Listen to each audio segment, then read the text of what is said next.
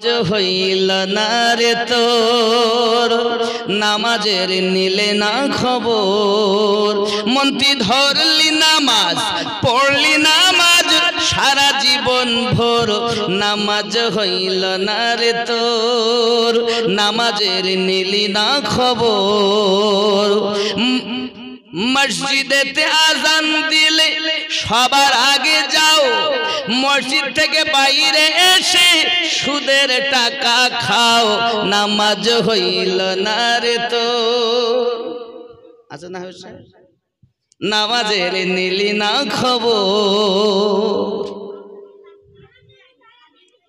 পায়জামা পাঞ্জাবি টুপি সবই তোমার সাদা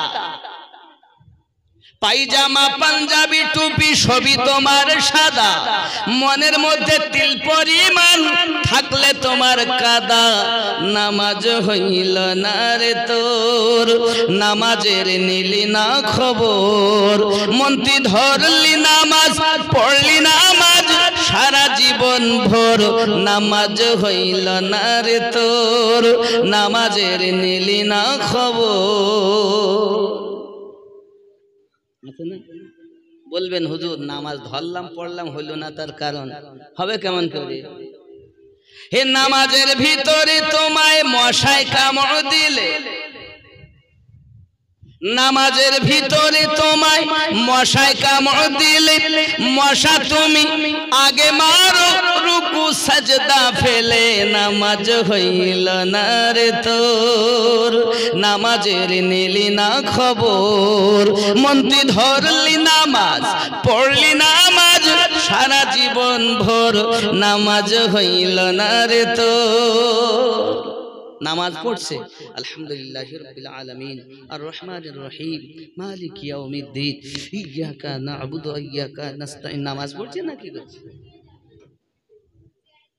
নামাজের ভিতরে তোমায় মশায় কামড় দিলে মশা তুমি আগে মারো রুকু সাজদা ফেলে নামাজ হইল না রে তোর নামাজের নিলি না খবর মন্ত্রী ধরলি নামাজ পড়লি নামাজ সারা জীবন ভোর নামাজ হইল না রে তোর এক ওয়াক্ত নামাজ না পড়লে দোজক কত 80 হব্বা দোজক হায় হায় তো নামাজ পড়ি যদি না হয় তা কতটা দোজক হবে কোন মৌলবি ওয়াজ করে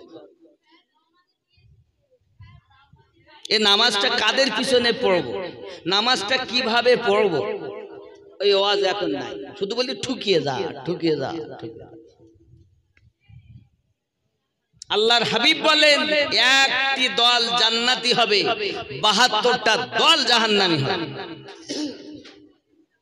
নামাজ একজন মুমিনের জন্য ফরজ কেমন করে তুমি ঘুমিয়ে আছো বিছানায় এদিকে মুয়াজ্জিন বলছে ঘুমের থেকে নামাজ উত্তম মুমিন কখনো ঘুমায় না মুমিন কখনো ঘুমিয়ে থাকতে পারে না আসলে মুখে বলে আমি মুমিন অন্তরে শয়তান বাস করছে এই মনের 15টা রোগ আছে কটা রোগ 15টা সব পবিত্র কোরআন শরীফে আছে প্রত্যেকটা আমি এখন দেখাতে পারবো বাবা আমার কোরআন শরীফ থেকে কোন পারায় কত আয়াতে আল্লাহ পাক দিয়েছেন এই অন্তরে শয়তান বাস করছে এইখানে যদি নবীর বাসা থাকতো তাহলে কিন্তু কাজ হতো আমাদের তো নবী নাই ইবলিস বাস করে এই মনটা হলো আমাদের দেহের রাজধানী যেমন ধরুন পশ্চিম বাংলার রাজধানী হলো কলকাতা আর ভারতবর্ষের রাজধানী হলো দিল্লি রাজধানীতে যদি কোনো অসুবিধা হয় তা পুরো দেশটাই খারাপ হয়ে যায় আমাদের দেহের রাজধানী হলো কল কি পশ্চিম বাংলার রাজধানী কলকাতা না কলিকাতা একই ব্যাপার আর ভারতবর্ষের দিল্লি কথা বোঝা যাচ্ছে না দেহেরও রাজধানী আছে দেহের রাজধানী কোথায় কল এই কলবটা কি জানেন আমরা প্রথমেই মুসলমান হতে গেলে কি করেছি সহিহ বুখারীর হাদিস সাক্ষী দেওয়া কি দেওয়া লা ইলাহা ইল্লাল্লাহ বলেছি না अर्थ की ला ला कोथा থেকে হবে এই নাফসে আম্মারা এই নাভির নিচে বদমাইশ খবিস বাস করে লা নেই, ইলাহা, লা ইলাহা। আগে আমার দিকে দেখেন, সেন্টার গুলো চেনেন। লা ইলাহা, কয় জায়গায় আঙুল দিলাম? 4 জায়গায়। এবার এই 4টে সেন্টারকে কি বলে আগে জানতে হবে। নাফসে আম্মারা, 2 স্তনের মাঝে, লতিফায়ে সির, খফি আকফা। এই ওয়াজ এখন নেই সমাজে। ওয়াজ আছে শুধু বাবারা বাবারা এই কাজ না করলে জাহান্নামে চলে যেতে হবে। আসল জায়গার ওয়াজ নেই। এই হলো খবিস। যত আশায়ের এ কি বলতে চাচ্ছে, এই ওরা বাড়ি করলো তুই পারলি না কেন, কর। এই মেরি কেটে যেমন করে টাকার দরকার, টাকার করতেই হবে। সুদের টাকা আসুক, হারাম টাকা আসুক, মেরে নিতে হোক, যাই করে হোক, টাকার দরকার। এর আশা। মন চেয়েছে গোস্ত খাওয়াতে দে 5 কেজি লিয়ে আয়, আজ মন চেয়েছে এটা খাও ওটা খাও। আব্বা আমার এই বড় আশাবাদী বদমাইশ নাফসে আম্মারা। এই নাভির নিচে এর বাসস্থান, লতিফায়ে সির, 2 স্তনের মাঝে। লা ই নেই কোনো মাবুদ, খফি, লতিফায়ে আকফা, খফি হয়ে গেল। লা ইলাহা নেই কোনো মাবুদ, 4টি জায়গাতে করলেন। এরপরে ইল্লাল্লাহ, আল্লাহ ছাড়া। কোথায় হবে ইল্লাল্লাহ? কলব, রুহু। এই বাম স্তনের 2 আঙ্গুল নিচে আছে কলব, ডান স্তনের 2 আঙ্গুল নিচে আছে রুহু। তার এই কলবে আর এই রুহুতে কাকে রাখতে হবে? আল্লাহকে, আল্লাহর নবীকে। যে রাখতে পেরেছে ওই ব্যক্তি হলো আসল মুমিন। জোরে বলে। এই জায়গায় যদি শয়তান বাস করে তাহলে মুখে বলতেছি ইল্লাল্লাহ, লা ইলাহা ইল্লাল্লাহ, মন বলে না, হাত বলে না, চোখ বলে না, কান বলে না, দেহ বলে না, খালি জবান বলছে ইল্লাল্লাহ। যেদিন এখান থেকে হবে সেদিন আপনার ডাক আল্লাহর দ্বারে যাবে। আল্লাহ বলবে বান্দা তুই আমার, আমি তোর। জোরে বলুন। এখান থেকে কিভাবে বলাতে হবে, এই শিক্ষাটা নিতে গেলে আপনাকে গুরুর কাছে যেতে হবে। আর তাকেই বলা হয় মুর্শিদ। কি বলা হয়? মুর্শিদের কাছে যেতে হবে। এই মুর্শিদের কাছে যখন আপনি যাবেন তখন আপনার ধরন, বলন, চলন সব পাল্টে যাবে। কথা বুঝতে পারছেন? ফানাফির রাসূল হবেন। ফানাফির রাসূল আপনি হয়ে যাবেন যখন, আল্লাহ পাবেন তখন ফানাফিল্লাহ হয়ে যাবেন। ফানাফিল্লাহ হওয়ার পরে এই যুবকেরা আমার, আপনার জন্য জীবন হবে অবশিষ্ট জীবন, যাকে বলা হয় বাবা আমার বাকা বিল্লাহ জীবন। মরার পরও ওই মানুষটা কবরে জীবিত থাকবে। যদি বলুন সুবহান। বাবাজি আমার, মরার পরও যে মানুষটি জীবিত, ওই মানুষটার শান আলাদা, ওই মানুষটার মান আলাদা। আল্লাহ পাকের নবী বলেন, উম্মাত তোমরা যাতে জাহান্নামী না হও, আমি রাসূল পাক সাল্লাল্লাহু আলাইহি ওয়াসাল্লাম আজ 63টি বছর আমি তোমাদের জন্য কেঁদেছি, আজ মদিনার মাটিতে কাঁদতেছি। যুবক আমার সোনা মানিকেরা কিতাবের ভিতরে আসতেছে, আম্মা আমেনা রাদিয়াল্লাহু তাআলা আনহা বর্ণনা করতেছেন, যেদিন আমার সন্তান দুনিয়ায় আগমন করেছে, আমি আমেনা আমার নাভি স্থল থেকে একটা নূর বার হতে দেখেছি। চতুর্দিক থেকে আওয়াজ আসতেছে, মোবারক মোবারক, ধন্যবাদ ধন্যবাদ। আমি দেখি কিছুক্ষণ পর পূর্ণিমার চাঁদের থেকে সুন্দর একটি সন্তান শোয়ানো আছে, যার চেহারার নূরের জ্যোতিতে হাজার হাজার মাইল দূরে শাম তথা সিরিয়ার এলাকাও আমি আমেনা সন্তানের নূরে স্পষ্ট দেখেছি।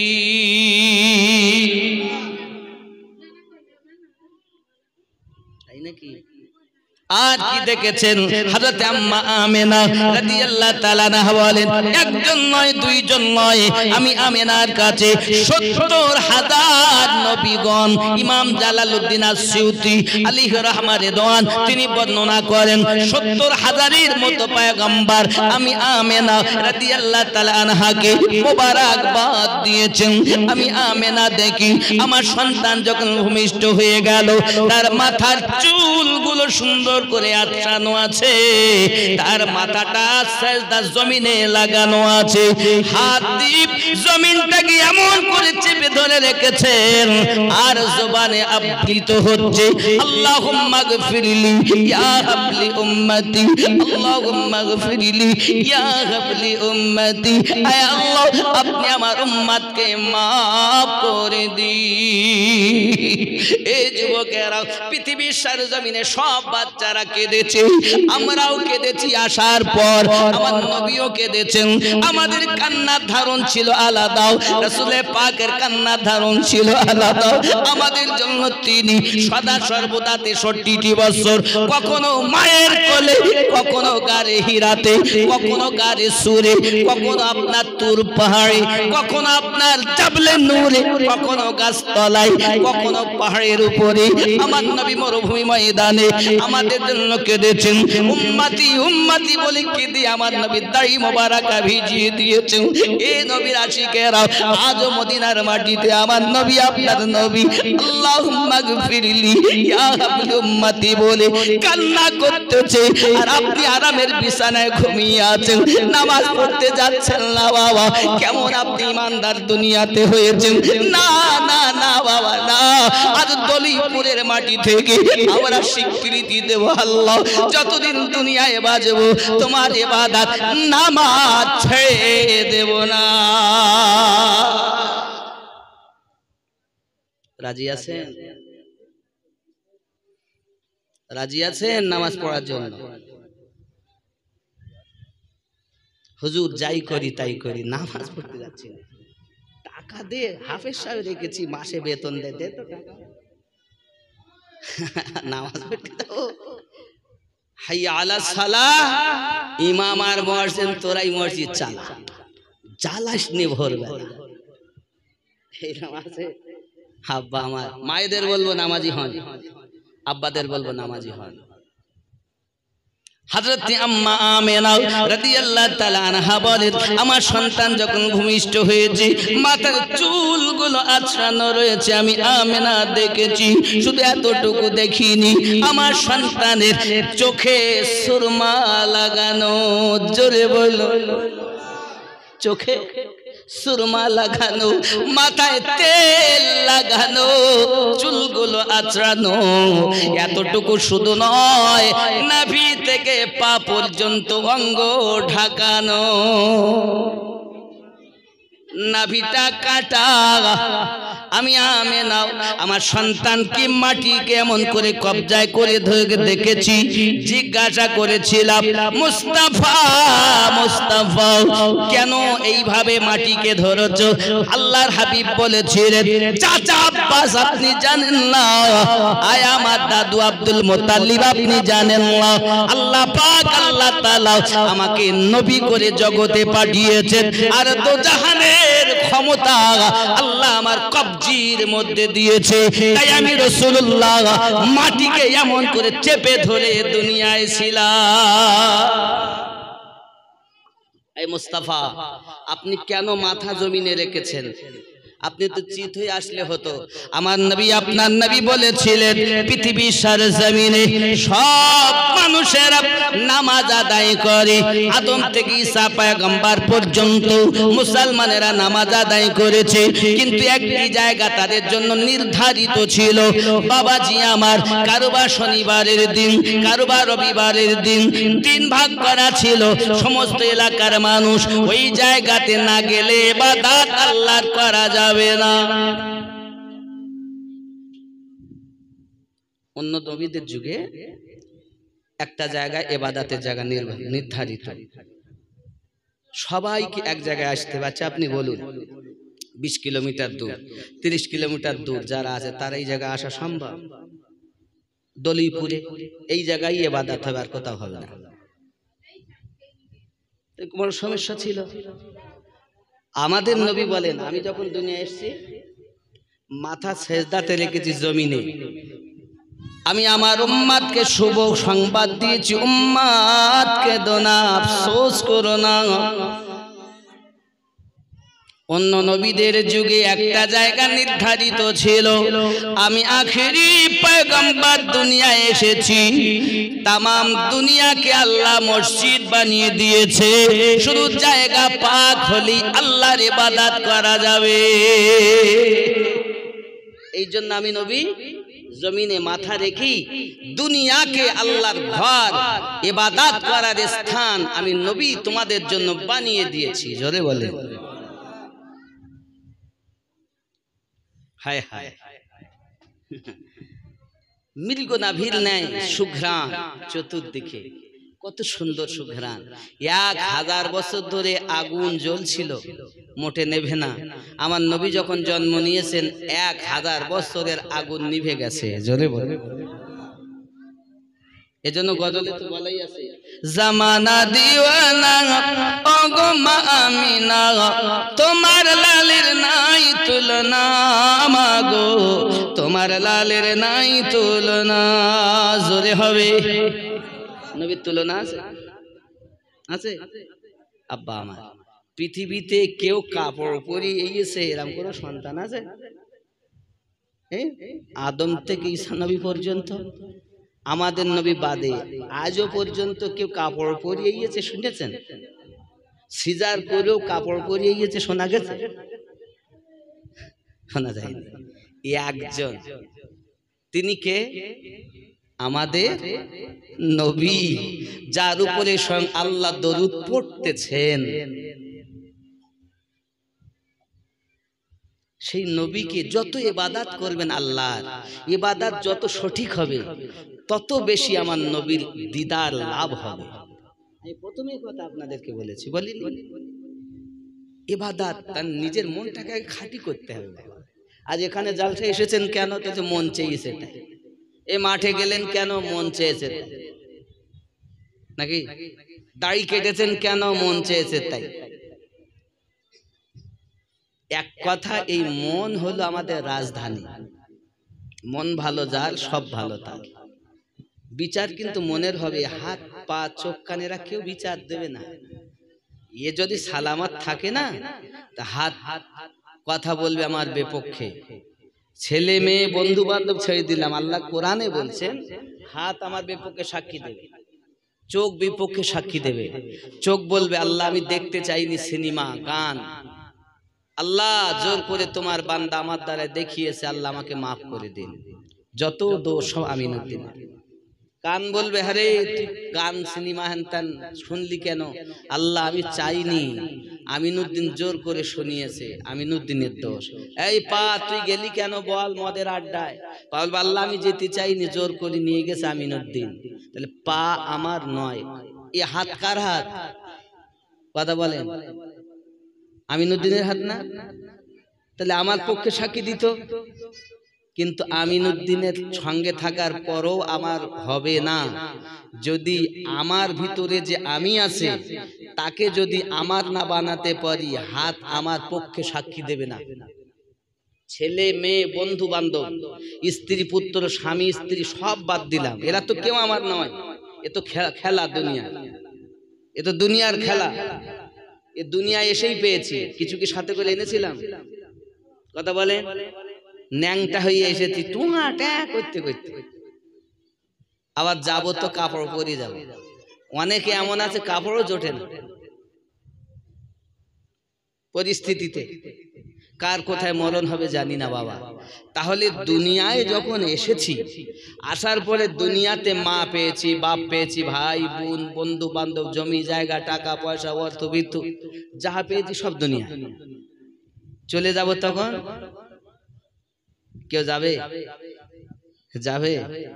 একটা কথা বলি, মনে করেন আমি আমিনুদ্দিন মরে গেছি, আপনাদের কথা বলি লাভ নেই, আমারটাই কথা বলি জীবিত মানুষ মেরে দিল, হ্যাঁ আমারটাই বলছেন আমি মারা গেছি, আমার স্ত্রী আছে, আর আমার স্ত্রী আমি ছাড়া তার রাত্রে ভালো লাগে না। স্বামী যদি পাশে না থাকে স্ত্রীদের ভালো লাগে না, ভয় ভয় লাগে, বিভিন্ন চিন্তা হয়। আমার বলে না, সকলেরই একই কেস নাকি? এরকম আছে না? স্ত্রী চায় স্বামী আমার পাশে থাক, স্বামীও চায় স্ত্রী আমার কাছে থাক, সকলের জন্য। এখন মনে করেন আমি মারা গেছি, এখন আপনারা সবাই গেছেন, গিয়ে বলতেছেন ওগো আমিনউদ্দিন সাহেবের স্ত্রী প্রতিদিন রাতের বেলা তো এক জায়গায় থাকেন, তাই রাত 10:30 বাজে, এখন আর তো জানাজা করা সম্ভব না, তো কালকে হবে জোহর বাদে জানাজা, আজকের রাত প্রতিদিন যেমন থাকতেন আপনারা দুইজন এক ঘরে থাকেন, আমরা সব বাড়ি যাচ্ছি। কথা বুঝতে পারেননি? কথা বুঝতে পেরেছেন? মানে আপনারা কি বলতেছেন ওগো আমিনউদ্দিনের স্ত্রী, কেউ মা বলছেন, কেউ চাচি বলছেন, কেউ বোন বলছে, কেউ খালা বলছে, এক একজন এক এক আত্মীয় হয়েছে, কেউ ভাবি বলছে, তা কেউ বলছে ভাবি আজকে যাইতে ভাইয়ের পাশে থাকো, প্রতিদিন থাকতে ভাবি, কেউ বলছে মা তুই পাশে থাক, প্রতি রাত্রে তো থাকতিস, আমিনউদ্দিন তো সেই হাত সেই পা সব কিছু আছে, তো নিয়ে যাই সব আছে, মানে এক রাত্রে থাক এক জায়গায় এক ঘরে, তালা আমরা মেরে দিচ্ছি, দরজা মেরে দিচ্ছি, তোমরা দুইজন থাকো। বউ কি বলবে? আমারে মাফ করো, হাতে ধরি পায়ে ধরি তোমরাও থাকো, আমি থাকতে পারবো, থাকবে আমার পাশে থাকবে কেন? আমি কি উঠে তার গলা টিপে ধরবো? আমি তাকে মারবো? প্রতিদিন থাকতে আজকে এমন কি হলো যে তুমি তোমার স্বামীর কাছে থাকছো না? কখনো ভেবেছে? আসলে হাত পা চোখ কান সব ঠিক আছে, ওর ভিতরে যে আমিনউদ্দিন ছিল সেটাই নাই। এর নাম এখন কি? লাশ। আমি আমিনউদ্দিনের পাশে থাকতাম, লাশের পাশে থাকতাম না। তা লাশের কাছে আমি থাকতে পারবো না। হ্যাঁ, আমিনউদ্দিনের পাশে তখনই থাকতাম যদি আমিনউদ্দিন থাকতো। আমার মধ্যে থেকে কি চলে গেছে? কথা বলুন, কি গেছে? কি আমার ভিতরে নেই? কি আমি তো লাশ হয়ে আছি, আমার ভিতরে কি নেই? জোরে বলুন না, কথা জোরে বলছেন না, ভয় লাগছে নাকি? গোস্ত কম দিও না বাবা, গোস্ত কম হবে না। 1 কুইন্টাল 65 কেজি না কতটা গোস্ত হয়ে যেত, বুঝতে পেরেছেন? গোস্ত কম হবে না, সব ভালো বলতে দেওয়া হবে, চিন্তা নেই, বুঝতে পেরেছেন? তাহলে আমার ভিতরে যে আমি ছিল, রুহু ছিল, ওই রুহুটা নেই, যার কারণে আজ আমি হয়ে গেছি লাশ, আমার আর কোনো দাম নেই। ঠিক কিনা বাবা? বিবি আমার পাশে আর থাকতে চাবে না, এটা সত্য যে আমি উঠে তাকে কথা বলবো না, আমি উঠে তার গলা টিপে ধরবো না, কিন্তু আমার পাশে আর কেউ থাকবে না। একে বলছে মারা গেছে, কিন্তু আবার বলছে আর উঠবে না, কিন্তু এক জায়গায় আর বিবি থাকবে, এ সাহস তার আর হয় না। আব্বাজি আমার সোনা মানিকেরা, যদি আমরা মরার আগে মৃত্যুবরণ করতে পারি, কোরআন শরীফে ইয়া আইয়ুহাল্লাযিনা আমানুত্তাকুল্লাহ হাক্কা তুকাতিহি ওয়া লা তামুতুন্না, এ আমার আল্লাহ পাক বলেন ঈমানদার সম্প্রদায় আমি আল্লাহকে ভয় করো, মরার আগে মরে যাও। আমরা যদি মরণের আগে মরতে পারি, আমার হাতটাকে বিলীন করতে পারি, চোখটাকে বিলীন করতে পারি, বাবা আমার হাত দিয়ে যদি আল্লাহর হাবিবের স্পর্শ করতে পারতাম, আমি আমার চোখ দিয়ে যদি রাসূলের পাকের দিদার করতে পারতাম, আমি দলিপুরে থেকে থেকে আমার নবী মদিনাতে আমাদের জন্য কান্না করতেছে, এই কানে যদি যদি শুনতে পেতাম, আমার কান মরার পরও জীবিত, আমার হাত মরার পরও জীবিত, আমার চোখ মরার পরও জীবিত হতো, আমি আমিনউদ্দিন জীবিত হতাম, কবরে চলে যেতাম। যাওয়ার সাথে সাথে আল্লাহর নবী বলতেন, আয় আমার উম্মতানেরা, তোমরা বলেছো বিসমিল্লাহি ওয়া আলা মিল্লাতি রাসূলিল্লাহি, আল্লাহর নামে নবীর দলে তোমাকে রেখে গেলাম। তোমরা জাহেরে দেখতেছো শুধু মাটির উপরে শুইয়ে দিয়েছো, হাকিকাতে কবরে আনতে তোমাদের দেরি হবে। আমি নবী কোলে লইতে দেরি করব না।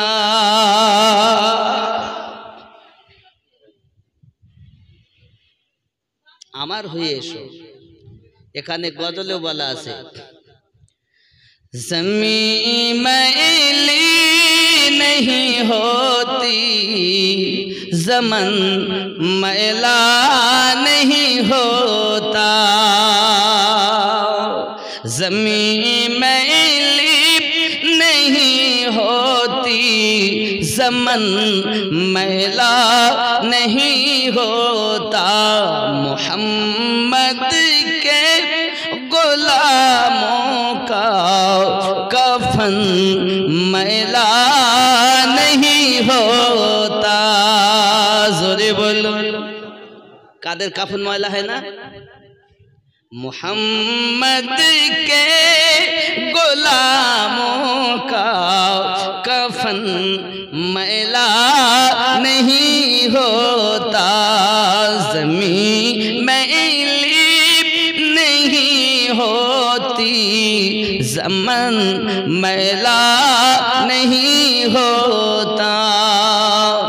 जो नामे मुस्तफा चुम ले, नहीं दुखती कभी आंखें, जो नामे मुस्तफा चुम ले, नहीं दुखती कभी आंखें, पहन ले जो प्यार उनका, वो बदन मैला नहीं होता, ज़मीं मैली नहीं होती, ज़मन मैला नहीं होता, मोहम्मद के गुलामों का कफन मैला नहीं होता।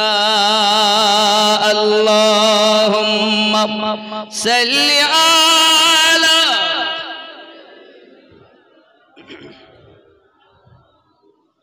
व अला आली सय्यिदिना।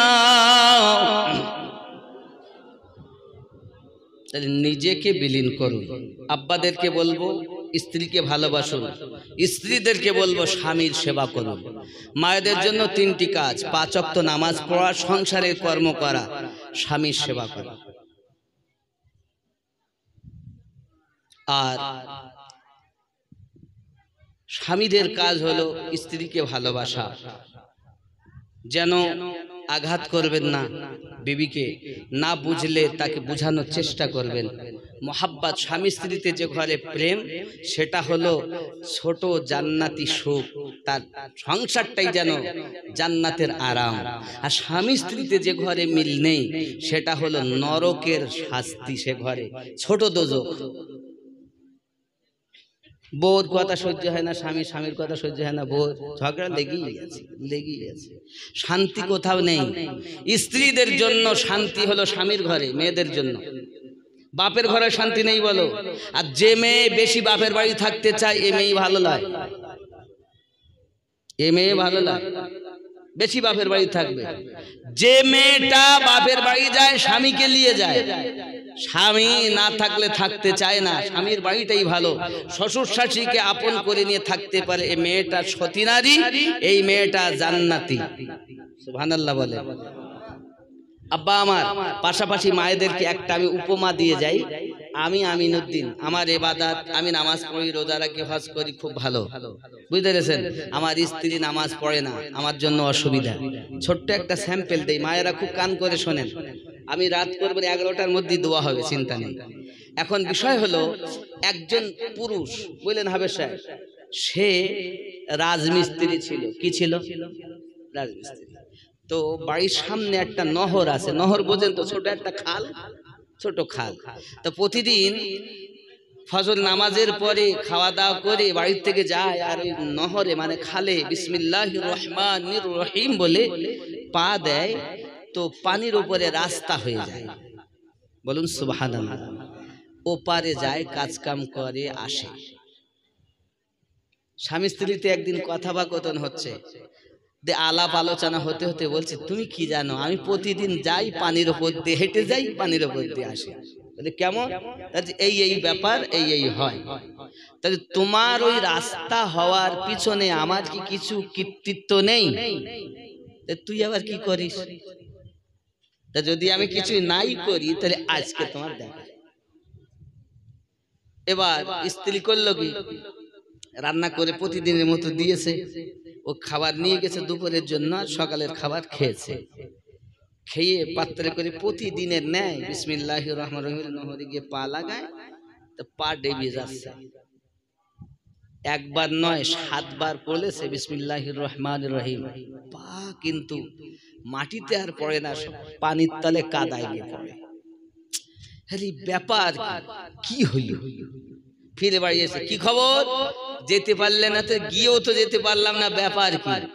তা জানো, প্রতিদিন আমি পবিত্র হালাতে, আরে যখন রান্না করি নবীর উপরে দরুদ পড়ি, আল্লাহর কোরআন তেলাওয়াত করি আর রান্না করে দেই, সেই খাবার খেয়ে, বরকতি খাবার খেয়ে, তোমার হাতে, তোমার পায়ে, তোমার জবানে বরকতি খাবার খেয়ে সব বরকত হয়। তাই পানিতে গিয়ে বিসমিল্লাহির রহমানির রহিম বরকতি আয়াত বলেছো, পানি রাস্তা হয়ে গেছে। আর আজকে না কোরআন তেলাওয়াত করেছি, না দরুদ পড়েছি, না পবিত্র হালাতে রান্না করেছি, নাপাক হালাতে রান্না করে দিয়েছি, খেয়ে গেছো, ও পানিতে রাস্তা হয় না। কথা বুঝেছেন? তাই স্বামী ইবাদত কবুল হওয়ার পিছনে নারীর ও স্ত্রীরও কৃতিত্ব আছে। কথা বুঝতে পারেননি? শুধু আমি ভালো, আমি ভালো তালায় নিজেও ভালো হন, স্ত্রীকেও ভালো করেন। যে স্ত্রী অনেক ঘরে নামাজ পড়ে, স্বামী পড়ে না, আপনি বলবেন আপনার ঘরে আমি এসেছি, আপনি যদি আমার কথা শুনে কাল থেকে নামাজে না যান, স্ত্রী বলে, শোনো কালকে বলো, মানে পরশুদিন ঈদ,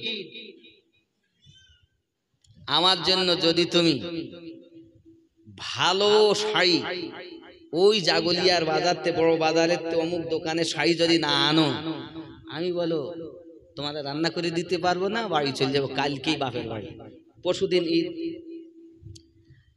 স্ত্রীর কথা শুনে স্বামী সকালবেলা উঠে সেই জাগলিয়া, বড় জাগলিয়ার থেকে শাড়ি কিনে এনে বিবিকে দিয়েছে। তাই স্বামী যদি বিবির কথায় বড় জাগলিয়া যেতে পারে, তা স্বামী কি বিবির কথায় মসজিদ যেতে পারে না? কথা বলে, আসলে কড়া হয়ে বলতে পারিনি। আর স্বামীও তার স্ত্রীকে কড়া ভাবে বলতে পারিনি, এর জন্য স্ত্রী নামাজ পড়ে না। সকাল 8টা বেজে যাচ্ছে, উঠতেছে, ছেলের বেলায় ওঠ বাবা ওঠ, কেন প্রাইভেটে যেতে হবে, প্রতি মাসে 1500 টাকা করে দিতে হয়, ওঠ প্রাইভেটে যা।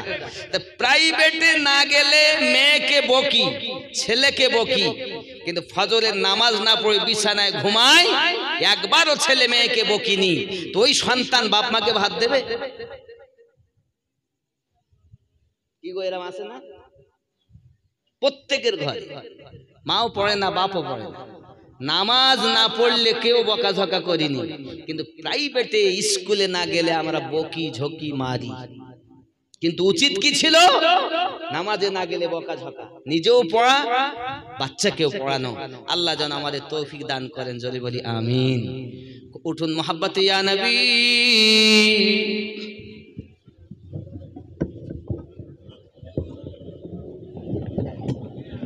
या रसूल सलाम,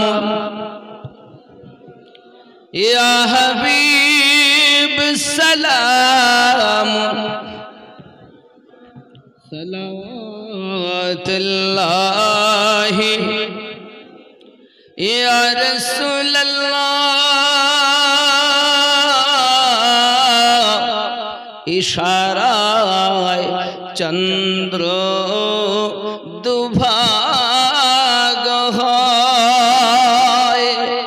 আদেশে পাথর কথা কয়, সত্য কি কখনো চাপার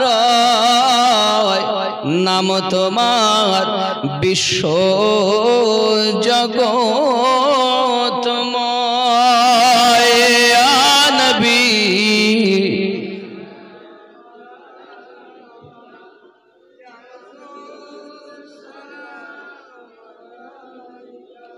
या हबीब सलाम अलैका सलाम, दर्द गो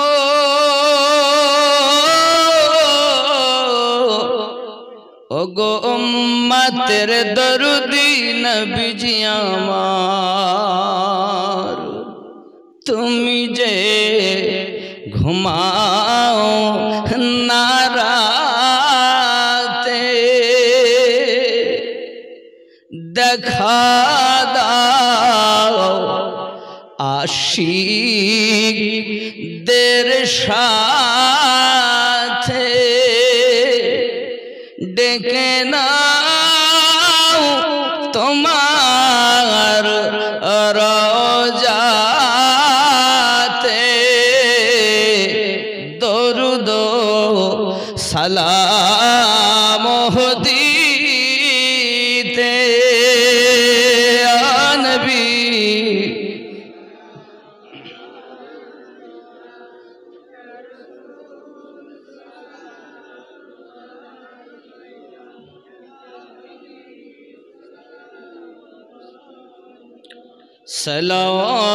सलावतुल्लाह या रसूल अल्लाह,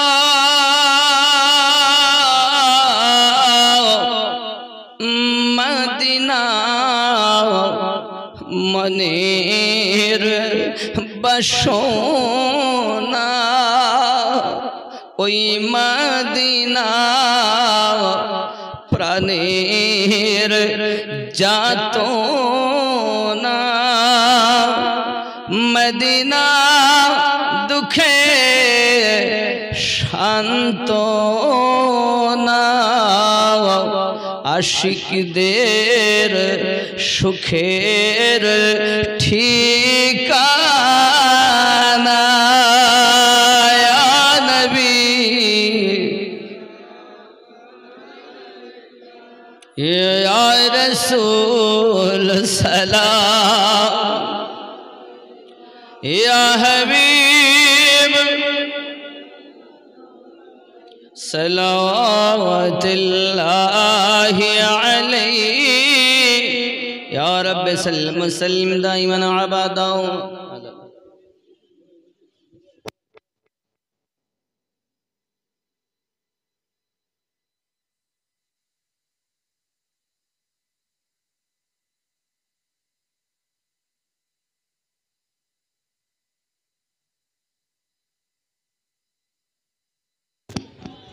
বাবা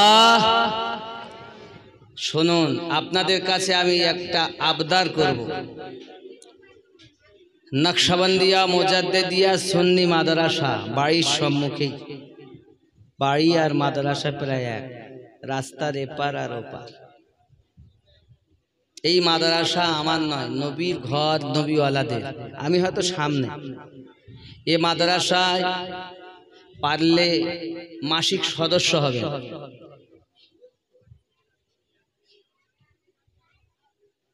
লিল্লাহিয়াত, আল্লাহর রাস্তায়।